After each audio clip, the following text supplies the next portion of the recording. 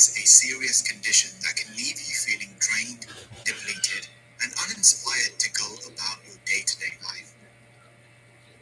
It's usually accompanied by many physical and mental symptoms, making it difficult to function like you normally would. Life these days has become more hectic than ever. We have more demands on our time, attention, and money. A tiny break from this day-to-day hustle and rat race is often considered for the weak and lazy. But the thing is, we've got to realize that there is a point of diminishing returns for our hustle and grind. We have to protect and nourish our long-term physical and mental well-being. And so sign number one is that the fire in you has diminished.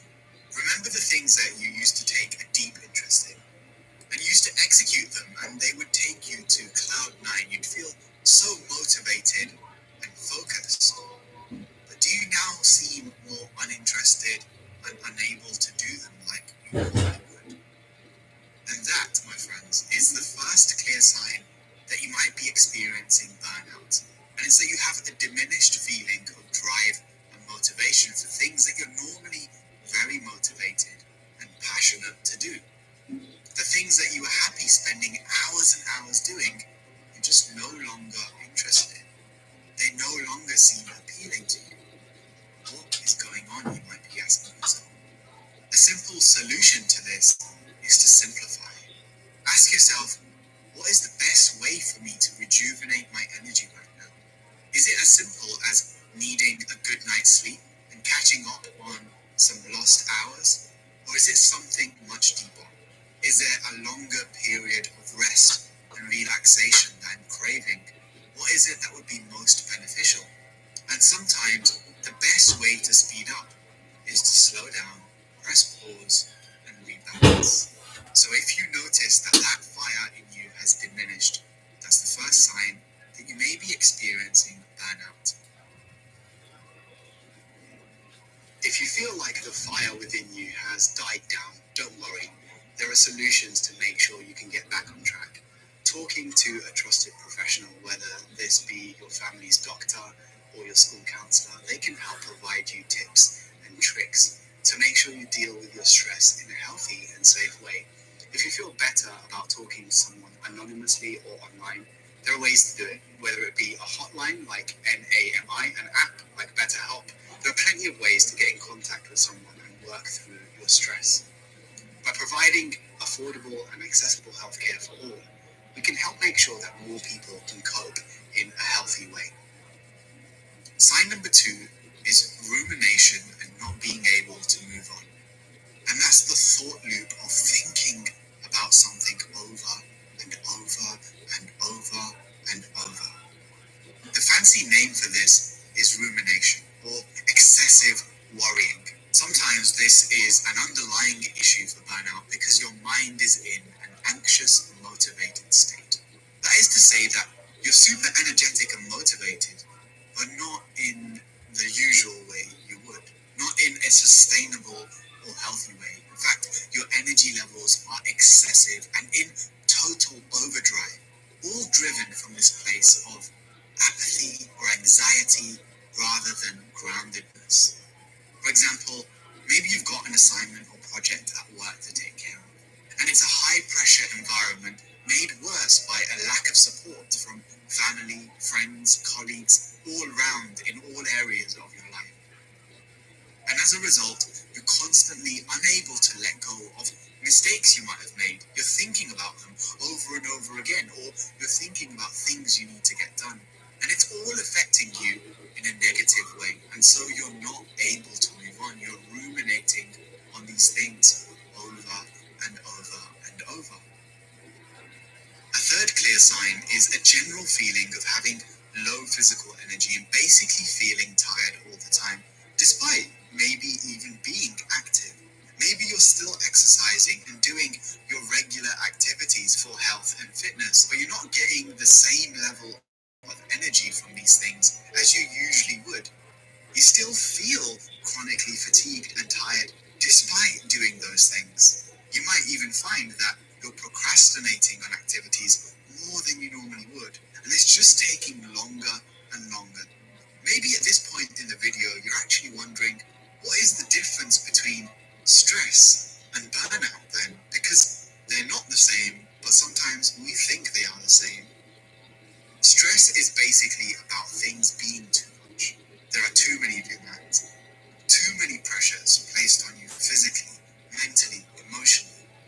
On the other hand, burnout is this feeling of you not being enough, of feeling drained and devoid of emotion, where you're at a place of apathy and indifference because your tank is empty.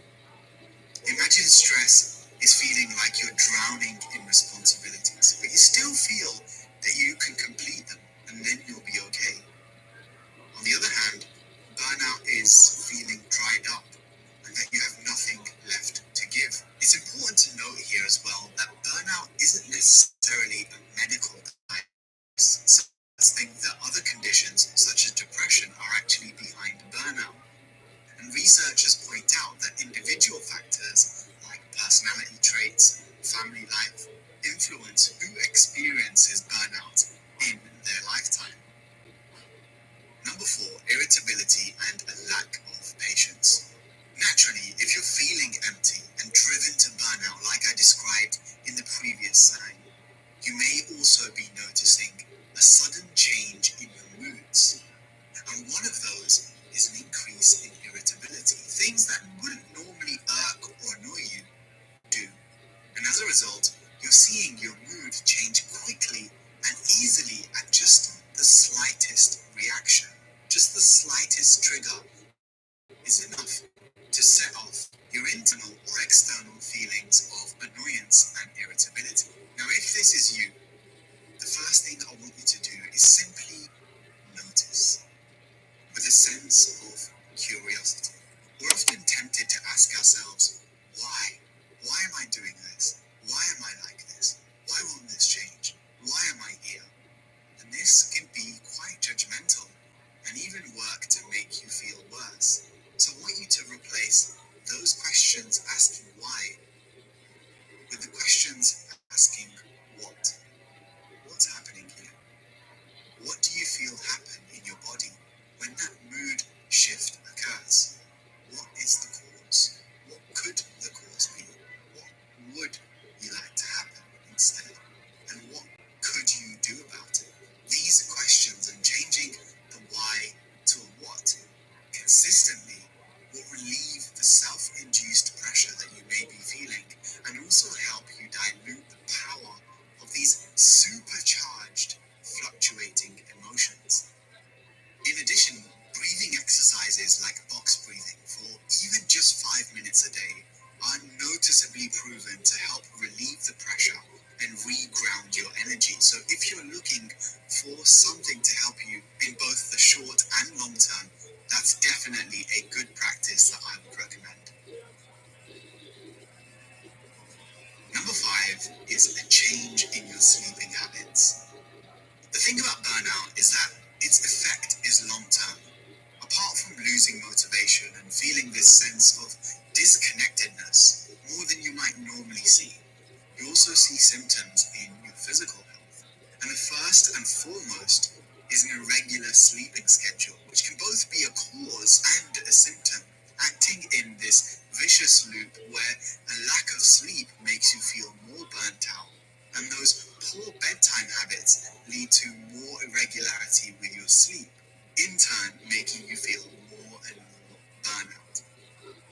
The key really is to establish and understand what's your normal baseline. If, for example, waking up in the middle of the night is normal for you, then that may not be a sign. But if that isn't normal for you, and there's been a change in your sleeping pattern, you could be sleeping more, you could be sleeping less, you could be sleeping more irregularly. That's a clear sign.